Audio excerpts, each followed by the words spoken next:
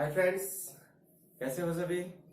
Good morning all of you. स्वागत है आपका आपके अपने यूट्यूब चैनल गुरु राकेश के ऊपर। और मैं गुरु राकेश लेके आया हूँ आपके सामने एक आकर्षक और बहुत ही इंपॉर्टेंट टॉपिक के ऊपर वीडियोस। तो चलो चर्चा करते हैं आज के इस वीडियो का अपना मुद्दा क्या रहेगा। आज के इस वीडियो में मैं आपको बताने जा रहा हूँ, जो हमने पिछली जेनेटिक्स की जो वीडियो है उसके अंदर हमने मेंडल के नियम की बात की थी। आज के इस वीडियो में हम उन्हीं मेंडल के नियमों के जो विचलन है उनकी चर्चा करेंगे। और सबसे फर्स्ट हम चर्चा करेंगे कि प्रभाविता के नियम के जो विचलन है, यानी ऐसे कौन कौन से और भी नियम है जहां पर ये लगता नहीं है, प्रभाविता का नियम वहां पर लागू नहीं होता है, ऐसी कौन सी क्रियाएं हैं पादपों के अंदर, तो उनकी हम चर्चा करेंगे। चलो देखते हैं। अपना टॉपिक है आज का मेंडल के नियमों का विचलन। और इस मेंडल के नियम के विचलन में सबसे पहले हम देखेंगे अपूर्ण प्रभाविता, और दूसरी हम चर्चा करेंगे सह प्रभाविता की। ये दो जो अपने मेंडल के नियम के विचलनों के पॉइंट है, इनके बारे में हम आज के वीडियो में चर्चा करने जा रहे हैं। सबसे पहले हम देखते हैं अपूर्ण प्रभाविता, जिसकी टर्म होती है इनकम्प्लीट डोमिनेंस, इनकम्प्लीट डोर्मेंसी। इनकम्प्लीट डोर्मेंसी यानी अपूर्ण प्रभाविता जो है वो सबसे पहले कार्ल कोरेंस द्वारा, एक वैज्ञानिक थे। इनकम्प्लीट डोर्मेंसी के बारे में किसने बताया था? एक वैज्ञानिक थे, कार्ल कोरेंस। इस कार्ल कोरेंस नामक वैज्ञानिक ने एक प्लांट था मिराबिलिस जलापा। कौन सा पादप था? मिराबिलिस जलापा। 4 o'clock भी कहा जाता है इसको, 4 o'clock प्लांट। ये मिराबिलिस जलापा के अंदर कार्ल कोरेंस ने इनकम्प्लीट डोर्मेंसी के बारे में बताया था। और इसके अलावा इस 4 o'clock प्लांट को अन्य नाम यानी गुलाबास के नाम से भी जाना जा सकता है, गुलाबास। और एक प्लांट है अपना स्नैपड्रैगन। ये वो प्लांट है जिनके अंदर आप कौन सी क्रियाएं देख सकते हैं? अपूर्ण प्रभाविता को देख सकते हैं। अब देखो, मेंडल ने अपने फर्स्ट जो उसका नियम था प्रभाविता का, उस प्रभाविता के नियम में उसने ये बताया था कि F1 जनरेशन में, F1 पीढ़ी में, मेंडल के अनुसार F1 पीढ़ी में हमेशा कौन से लक्षण प्रकट हो रहे थे? प्रभावी लक्षण प्रकट हो रहे थे। लेकिन यहाँ पर हमारे पास मिराबिलिस जलापा या 4 o'clock जो प्लांट है उसमें F1 जनरेशन में प्रभावी लक्षण प्रकट नहीं हो रहे। उसमें दोनों के दोनों जो लक्षण जनक के रूप में हमने लिए थे, उन दोनों का मध्यवर्ती हमारे पास सामने आएगा निकल के F1 पीढ़ी में। कैसे आएगा? उसके लिए हम देखो एक छोटा सा क्रॉस करवा के देखते हैं। हम लेते हैं लाल पुष्प वाला पादप और एक हम लेते हैं सफेद पुष्प वाला पादप। हम बात करेंगे इसी मिराबिलिस जलापा की। उस मिराबिलिस जलापा पादप के अंदर एक तो लाल पुष्प के जो पादप थे उनको हमने लिया क्रॉस के लिए, और एक हम सफेद पुष्प वाले पादपों को ले लेंगे। दोनों के मध्य क्या करवाना है? हमें क्रॉस करवाना है। लाल पुष्प को अपन कैपिटल आर से, स्मॉल पुष्प को सफेद पुष्प को अपन स्मॉल आर से दर्शा देंगे। ये हमारे लिए क्या हो गए? जनक हो गए, यानी कि पेरेंट्स फर्स्ट हो गए। इसके बाद क्या बनने हैं? गैमेट बनने हैं। 2 गैमेट बन गए, इधर भी गैमेट बन गए, ये बन गए अपने पास युग्मक। इसके बाद हमें क्रॉस करवाना है। तो क्रॉस करवाने के लिए हम 2 विधियों का काम में ले सकते हैं, या तो आरेख और या फिर चेकर बोर्ड। अगर आरेख से आप बनाते हो तो यहाँ पर आपके पास कैपिटल आर स्मॉल आर, इसके बाद नेक्स्ट के साथ ये जब फर्टिलाइज होगा या क्रॉस करेगा तो कैपिटल आर स्मॉल आर, इसके बाद इसका क्रॉस कैपिटल स्मॉल और इसका क्रॉस इसके साथ कैपिटल स्मॉल। यहाँ पर हम देख सकते हैं कि F1 जो पीढ़ी है, इस F1 पीढ़ी में हमारे पास कैपिटल आर स्मॉल आर वाली जो संतति है वो प्राप्त हो रही है। तो इस कैपिटल आर स्मॉल आर की जो F1 पीढ़ी हमें प्राप्त हुई है, अगर हम इनके मध्य सेल्फ क्रॉस करवाएं, सेल्फ क्रॉस करवाएं, तो हमारे पास F2 जनरेशन आएगी।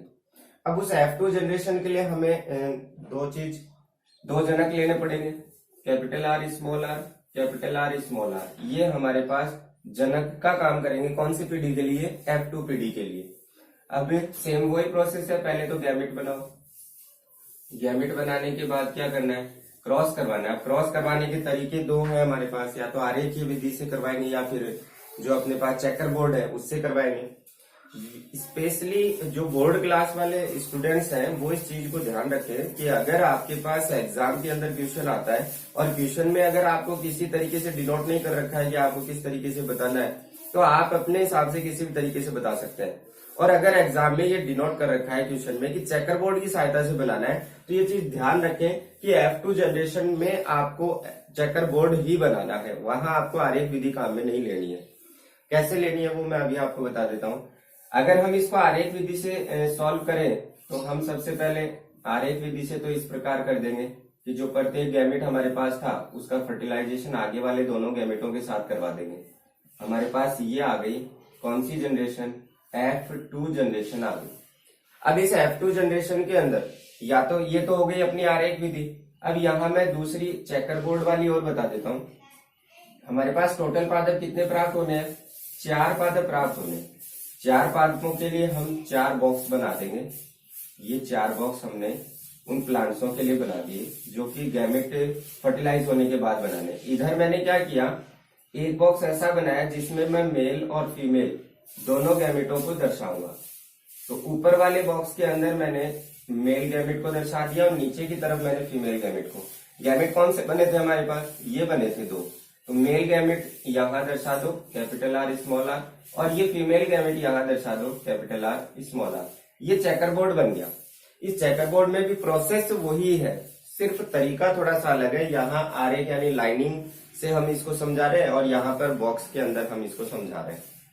तो यहाँ वही बात होनी है, पहले इस आर का इसके और इस गैमेट के साथ क्रॉस करवाना है तो आपके पास इस प्रकार संतति प्राप्त हो जाएगी। फिर इसका क्रॉस करवाना है तो कैपिटल आर स्मॉल आर और दोनों स्मॉल आर। ये भी क्या है, आपकी F2 जनरेशन है।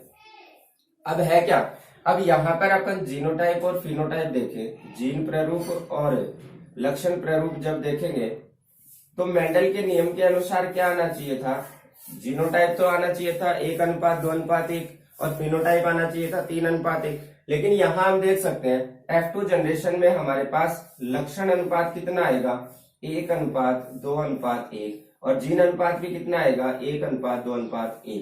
क्यों आया ये, इसको समझने के लिए आप देख सकते हो, आप बाहर से देखकर इस पादप को क्या कहोगे कि ये पादप कैसा है, लाल है। ये पादप कैसा है, ये दोनों सेम है। अब यहाँ पर ये दोनों के दोनों कैसे हैं, गुलाबी है, क्योंकि इस अपूर्ण प्रभाविता में दोनों के लक्षणों के मध्यवर्ती लक्षण प्रकट हो रहे हैं। और यहाँ पर ये पादप कैसा है, सफेद है। अब चाहे आप इसको बाहर से देख के देख लो या फिर इनके जीन की स्टडी भी अगर आप करोगे तो जीनोटाइप में हम जीन की स्टडी करके ही बताते हैं। तो इसमें भी हमारे पास एक प्लांट तो ऐसा है जिसके पास दोनों कैपिटल आर है, एक प्लांट ऐसा है, 2 ऐसे हैं जिसके पास एक कैपिटल एक स्मॉल है, और एक ऐसा है जिसके पास दोनों स्मॉल है। तो जीनोटाइप भी यही आना है और फिनोटाइप भी यही आना है। मेंडल के नियमों का ये अनुसरण नहीं करता, इसलिए हम कह सकते हैं कि ये मेंडल के नियम का क्या है, विचलन है। तो ये तो हुआ अपना मेंडल के नियम का, कौन से नियम का, प्रभाविता के नियम का पहला विचलन यानी अपूर्ण प्रभाविता। यहाँ पर आपको 2-3 चीजें मेंशन रखनी है कि जो अपूर्ण प्रभाविता है वो कौन से पादप में पाई गई थी या कौन से पादप में खोजी गई थी। तो मिराबिलिस जलापा में या 4 o'clock प्लांट में खोजी गई थी। इसका जो नाम है वो गुलाबास भी है। एक पादप और है स्नैपड्रैगन, जिसमें भी अपूर्ण प्रभाविता हम देख सकते हैं। इसके अलावा इस अपूर्ण प्रभाविता के जीनोटाइप फिनोटाइप आपको याद रखने हैं, मोस्टली कंपटीशन में पूछे जा सकते हैं। और एक के क्वेश्चन शॉर्ट ये भी बनता है कि अपूर्ण प्रभाविता के बारे में बताया किसने था, तो बताया किसने था, कार्ल कोरेंस ने बताया था। नेक्स्ट मैं बात करूंगा सह प्रभाविता की।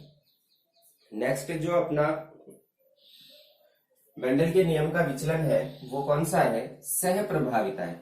जैसे कि नाम से पता चल रहा है, इंग्लिश टर्म हो जाएगी इसकी कोडोमिनेंस। और सह प्रभाविता के अंदर जैसे नाम से हमें पता चल रहा है कि सह प्रभाविता यानी लक्षण एक साथ प्रदर्शित होंगे। लक्षण एक साथ प्रदर्शित कैसे होंगे इसकी चर्चा हम अभी करते हैं इसमें। सहप्रभाविता में क्या होता है, जब हम दो असमान लक्षणों वाले शुद्ध जनकों के मध्य क्रॉस करवाते हैं तो F1PD में दोनों लक्षण साथ साथ प्रकट होते हैं। कैसे प्रकट होंगे? दोनों लक्षण साथ साथ प्रकट होंगे। यानी हमने किया क्या, शुद्ध लक्षणों वाले दो जनकों में क्या करवा दिया, क्रॉस करवा दिया, दो जनकों में क्रॉस। अब यहां सहप्रभाविता के लिए हमने क्या किया, एक तो ले लिया हमने कैपिटल आर और एक तरफ ले लिया हमने स्मॉल आर।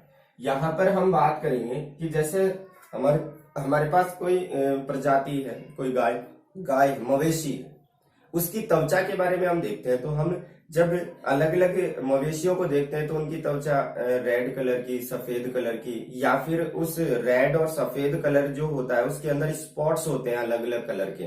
तो वो स्पॉट्स वाली जो स्किन है वो कैसे आई? क्योंकि अगर जीन की अगर अपन बात करें तो एक जीन एक लक्षण का निर्धारण करता है। कुछ जीन होते हैं वो बहुत सारे लक्षणों का भी निर्धारण करते हैं, लेकिन मोस्टली क्या होता है, एक जीन एक लक्षण के लिए निर्धारित होता है, वो उसी लक्षण को निर्धारित करेगा।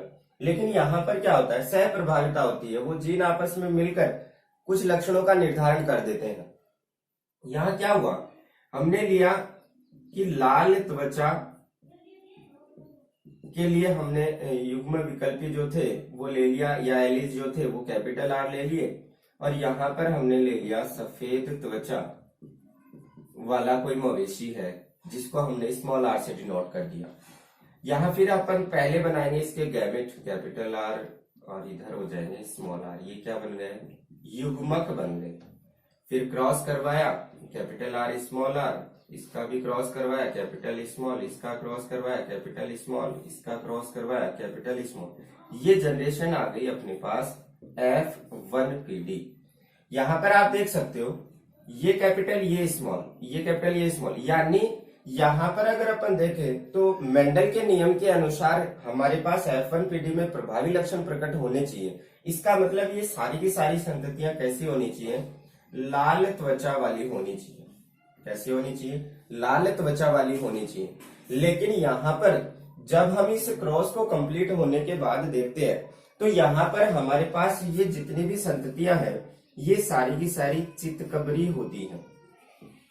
चित्तकबरी होने का मतलब ये है कि अगर हम सफेद त्वचा वाले उस मवेशी की त्वचा की बात करें तो उस सफेद त्वचा के ऊपर रेड कलर के स्पॉट पाए जाएंगे। वो त्वचा कैसी हो जाएगी, फिर चित्तकबरी हो जाएगी। तो हमारे पास F1 जनरेशन में कैसी संतति प्राप्त हो रही है, चित्तकबरी प्राप्त हो रही है। तो यहाँ जब F1 से F2 प्राप्त करते हैं तो F1 से F2 प्राप्त करने पर हम देखते हैं क्या होता है, स्वनिषेचन करवाएंगे। स्वनिषेचन करवाने के लिए F2 जनरेशन के लिए हम क्या करते हैं, F1PD के अंदर जो हमारे पास संतति प्राप्त हुई थी उसमें सेल्फ क्रॉस करवाते हैं। और सेल्फ क्रॉस करवाने के अभी मैंने आपको दो तरीके बताए, या तो आप आरेखीय विधि से करवाओ या फिर आप किससे करवाओगे, चेकर बोर्ड की सहायता से करवाओगे। तो दोनों में से आप कोई भी काम में ले सकते हो। पहले हम बनाएंगे गैमेट, तो कैपिटल आर स्मॉल आर, इसके भी gamete capital R small R. अगर इसको हम आरेख से दर्शाएं तो इस प्रकार दर्शा सकते हैं, दोनों कैपिटल, एक स्मॉल, इधर एक कैपिटल एक स्मॉल और इधर दोनों स्मॉल। ये आ गई आपके पास कौन सी जनरेशन, F2PD आ गई। यहाँ F2PD में आप देख सकते हैं ये कैसी त्वचा वाला है, लाल त्वचा वाला है, क्योंकि दोनों कैपिटल आर किसको दर्शा रहे थे, लाल त्वचा को दर्शा रहे थे। और यहाँ ये दोनों कैसे हैं, चित्तकबरे हैं, और ये कैसा है, सफेद है।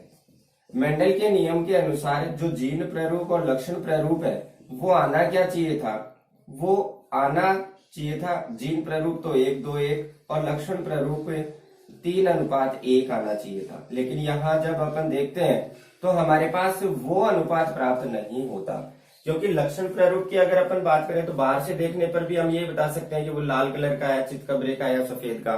तो अगर इन तीनों को देखें तो हमारे पास अनुपात क्या आया, 1:2:1। और जब इनके जीनोटाइप की बात करेंगे तो हम यही देखेंगे कि हमारे पास ऐसे कितने मवेशी है जिनके पास दोनों कैपिटल आर है, फिर एक कैपिटल एक स्मॉल वाले कितने, और फिर दोनों स्मॉल वाले कितने। तो इनका भी रेशियो क्या आना है हमारे पास, 1:2:1 आना है।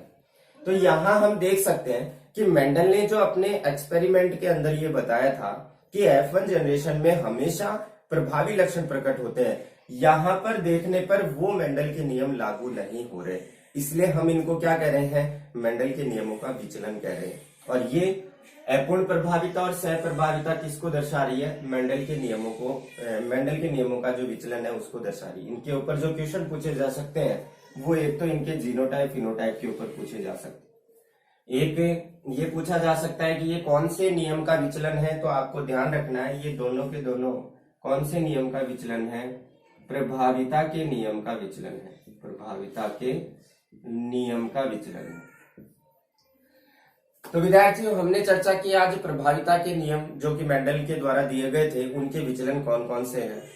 नेक्स्ट वीडियो के अंदर अपन चर्चा करते हैं नेक्स्ट इससे आगे के टॉपिक्स की, जिसके अंदर हम इसी तरीके से आसान से वर्डों में समझ पाएंगे कि मेंडल के नियमों के और विचलन कौन कौन से हैं। तब तक के लिए घर पे रहें, सुरक्षित रहें।